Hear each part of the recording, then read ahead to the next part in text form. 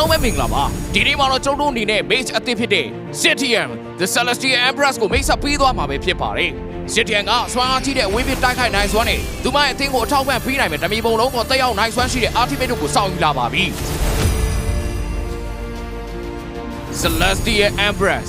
Zetian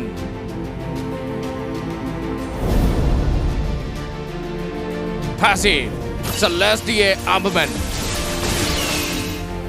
Zetian Passive ပထမပိုင်းဖြစ်တဲ့ Phoenix Crown ကတော့ဂျန်ဒရီကိုသူမရဲ့ပထမ skill နဲ့ဒုတိယ skill တို့နဲ့ထိအောင်တိုက်ခိုက်ချိန်မှာထပ်ဆောင် spell fan ကိုပေးဆွဲမှာဖြစ်ပြီးဒီ effect က step ဖြစ်အောင်မှာပဲဖြစ်ပါတယ်ဒုတိယပိုင်းဖြစ်တဲ့ Celestial Rope ကတော့သူမနာတော်လေးကတ်လာရဲ့ရန်ဒရီကိုနောက်ပြန်တွန်းထုတ်ပြီးတော့မူးစေမှာဖြစ်ပြီး Magic Damage ထိစေကဒိုင်းကပေးခြင်းအဖြစ် Phoenix Spirit ရဲ့စွမ်းအားကိုအသုံးပြုပြီး Zetian ကိုခါအားလျော်ကကာကွယ်ပေးသွားမှာပဲဖြစ်ပါတယ်ဒီ effect ကကူတောင်း2မိနစ်ရှိမှာပဲဖြစ်ပါတယ်ပထမ skill Phoenix Strike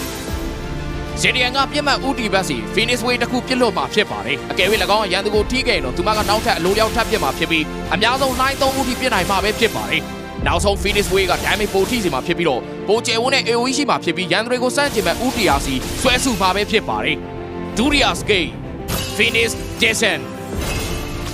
Zetian ကပြစ်မှတ်တီနီယာစီသူမရဲ့ Phoenix Spirit ကိုခေါ်လိုက်ပြီးတော့ area တွင်းမှာရှိတဲ့ရန်သူတွေကို magic damage ထိစေမှာဖြစ်ပြီး၎င်းတို့ကိုနှေးစေမှာပဲဖြစ်ပါတယ်။အဲဒီနောက်မှာတော့ Phoenix Spirit ကအဆိုပါနေရာမှာ3စက္ကန့်ကြာလှည့်ပတ်နေမှာဖြစ်ပြီး magic damage ဇက်တိုက်ထိစေပြီးတော့ magic defense ကို short ချမှာပဲဖြစ်ပါတယ်။ Phoenix Spirit ကိုနေရာအသစ်စီတုံလုံးတက်သွားဖို့အမိန့်ပေးခြင်းအဖြစ်ဒီ skill ကိုပြန်သုံးနိုင်မှာဖြစ်ပြီး magic damage ထိစေပြီးတော့ရန်သူတွေကိုထပ်မံနှေးစေမှာပဲဖြစ်ပါတယ်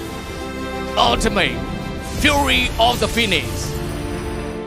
Zetian ကမာမေဟီးရိုးတွေကိုတဖြည်းဖြည်းချင်းရော့သွားမယ် movement speed တိုးခြင်းအပြင်စွမ်းအားပေးမှာဖြစ်ပြီးရန်သူအားလုံးပေါ်ကိုတော့မိုးကောင်းငင်အပြည့်ပေးခြင်းတက်ရောက်စေမှာဖြစ်က magic damage ထိစေပြီး၎င်းတို့ကိုမူးစေမှာပဲဖြစ်ပါတယ်လိန်နေစင်မှာတော့ရန်သူတွေကိုနှေးစေပြီး၎င်းတို့ရဲ့ magic defense ကို short ချဖို့ Zetian ဒုတိယ skill ကိုသုံးပြီးအဲနောက်မှာတော့နေရာပြောင်းဖို့အတွက်ရွှေ့နေစဉ်တွင်းမှာသူမရဲ့ပထမ skill ကိုသုံးပြီးတော့ subtain damage ထိအောင်လုပ်ပါအကယ်၍ရန်သူတွေကဒုတိယ skill ရဲ့ area ကနေထွက်သွားရင်တော့၎င်းတို့ပေါ် Phoenix ကိုဆွေးဖို့အတွက် skill ကိုထပ်သုံးပါအတင်းလိုက်တိုက်ပွဲများမှာတော့အတင်းရဲ့ movement speed ကိုမြင့်တင်ပေးဖို့နဲ့တပြေပုံလုံးကိုတိုက်ခိုက်ဖို့အတွက် Zetian ultimate ကိုသုံးပြီးအဲနောက်မှာတော့ရန်သူတွေကိုနှေးစေပြီး ultimate နဲ့ထိတာပိုလွယ်ကူစေဖို့သူမရဲ့ဒုတိယ skill ကိုချက်ချင်းသုံးပါပုံပုံများပြားတဲ့ AoE အတွက်သူမရဲ့ပထမ skill ကိုဆက်သုံးပြီးအကယ်၍ရန်သူတွေက၎င်းရဲ့အကွာဝေးတွင်းကနေထွက်ဖို့ကြိုးစားခဲ့ရင်တော့ဒုတိယ skill ကိုထပ်သုံးပါZetian Bass Damage အလားလာကအကန့်အသတ်ရှိပေမဲ့လည်းသူမကဘတ်ဆောင်သုံးဝင်တဲ့ hero ပဲဖြစ်ပါတယ်။ Zetian ရဲ့ ultimate ကအလုံးအစွမ်းထပ်ပေမဲ့တော်တော်လေးကြာရှည်တဲ့ကူတောင်းရှိတာကြောင့်အချိန်ကိုက်သုံးနိုင်ဖို့ကအရေးကြီးပါလေ။ Level 1မှာတော့ Zetian ပထမ skill ကိုအဆင့်မြင့်ပြီး၎င်းကိုပဲသူမရဲ့အထူး damage အရေးမြင့်နေတဲ့ဇက်တိုက်ဦးစားပေးအဆင့်မြင့်ပါZetian ကသူမရဲ့ပထမ skill သို့မဟုတ် ultimate ကို channel လုံးနေစေမှာတခြား skill တွေကိုလည်းသုံးနိုင်တာကြောင့်သူမအနေနဲ့ရန်သူတွေကိုနှေးစေဖို့ဒုတိယ skill သုံးတာသို့မဟုတ် damage ထိစေဖို့အတွက်ပထမ skill သုံးတာကိုချိန်ပေးလှုပ်ဆောင်နိုင်ပါလေ။ Zetian ဒုတိယ skill နဲ့ဆင်းခေါ်ထားတဲ့ Phoenix က vision ကိုလည်းပေးနိုင်တာကြောင့်ထုံပုတ်တွေထဲမှာ energy ရှိမရှိဆိုတာကို၎င်းသုံးပြီးကင်းထောက်နိုင်ပါလေ။ကျွန်တော်တို့အနေနဲ့ Zetian ထွက် Mage Emblem ကို Outpower Talent တွေနဲ့တွဲသုံးဖို့အကြံပြုလိုပါလေ။ Inspire, Bargain Hunter နဲ့ Impure Rageကူတောင်းနေတဲ့ equipment ပေါ်မိခိုနေရတာကြောင့် Inspire နဲ့ Bargain Hunter တို့ကသူမရဲ့လိုအပ်ချက်တွေကိုဖြည့်ဆည်းပေးဖို့ကွက်တိပါပဲ။နောက်ပြီးတော့ Zetian skill တွေကလည်းဝေးဝေးရောက်နိုင်တာကြောင့်သူမအနေနဲ့ Impure Rage ကိုစက်တိုက်ပွင့်စေနိုင်ပါတယ်။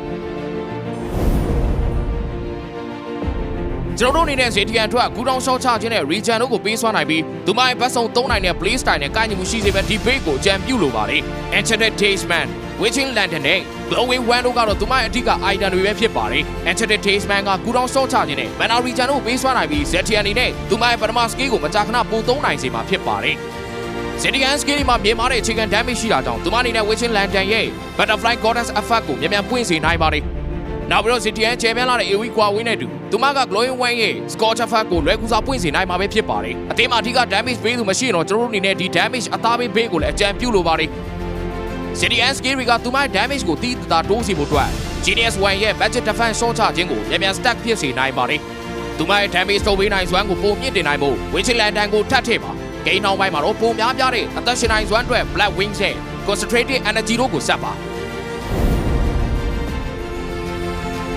ကျွန်တော်အနေနဲ့ Zetian ရွေးရှားနိုင်စွမ်းနေတာကိုကာမိစေဖို့နဲ့ဆိုးဝါးတဲ့အခြေအနေတွေကနေလွတ်မြောက်နိုင်စေဖို့ Trigger Petal Spell ကိုအကြံပြုပေးလိုပါတယ်။ ၎င်းသူမရဲ့ passive ဖြစ်တဲ့နောက်ပြန်တွန်းထုတ်ခြင်းကိုတိုက်စစ်အနေနဲ့ပွင့်စေဖို့အတွက်တောင်အသုံးပြုနိုင်ပါသေးတယ်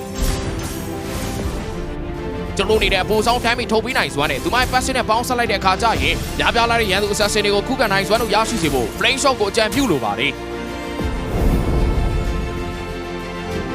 CTN passive ကဘယ်မုံနဲ့ဇီလုံတို့လိုမျိုးတော်တော်လေးအနီးကပ်ပြီးမှတိုက်ခိုက်နိုင်တဲ့ melee hero တွေကိုတိုင်ပြန်တိုက်ခိုက်နိုင်စေပြီးသူမအနေနဲ့ရန်သူကိုအန်ဒီရကင်းတဲ့နေရာကနေဆက်လက်ရန်စတိုက်ခိုက်နိုင်စေမှာဖြစ်ပါတယ်။ CTN ultimate ကမြေပေါ်ရဲ့ဘယ်နေရာကိုမဆိုတိုက်ခိုက်နိုင်ပေမဲ့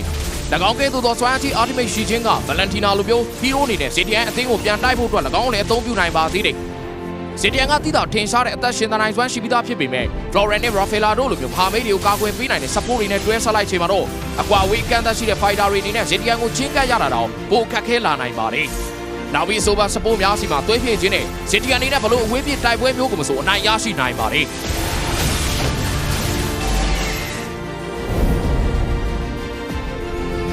CTN ကလိန်နေစင်မှာတော်လီအားကောင်းပြီးတော့ရန်သူတွေကိုသူမရဲ့ပထမ skill ရဲ့ဒုတိယ skill တို့ရဲ့နဲ့ဇက်တိုက်ရန်စနိုင်ပြီးတခြားလိန်တွေကိုအကူအညီပေးနိုင်ဖို့သူမရဲ့လိန်ကိုအမြန်ရှင်းနိုင်ပါတယ်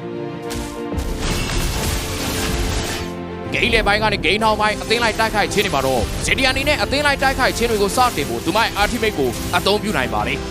အကယ်၍ရန်သူတွေကအုပ်စုလိုက်ဖြစ်နေပြီးသားဆိုရင်တော့သူမအနေနဲ့နေရာတော်မလွဲသွားစီပဲတိတာထင်ရှားတဲ့ damage နဲ့ CC ပေးနိုင်တာကြောင့်ပိုတော်ကြောက်စရာကောင်းပါသေးတယ်CTN ultimate ကိုနောက်ဆက်တွဲ CC နေနဲ့သုံးနိုင်လို့ပြန်ဆုံးနေတဲ့မဟာမိတ်တွေကိုလိုက်မဲတိုက်ခံနေရချိန်မှာကာပေးဖို့လည်းသုံးနိုင်ပါသေးတယ်Hero တွေ CTN ကဇွန်လ18နေ့မှာရောက်ရှိလာမှာဖြစ်ပါတယ်။သူမကိုအခမဲ့ရရှိနိုင်ဖို့ event အချိန်တွင် tax တွေကိုပြီးစီအောင်လုပ်ပါပထမဆုံး14ရက်တွင် CTN ရဲ့ Heavenly Splendor Skin ကိုစိတ်50လုံးနဲ့ရယူလိုက်ပါ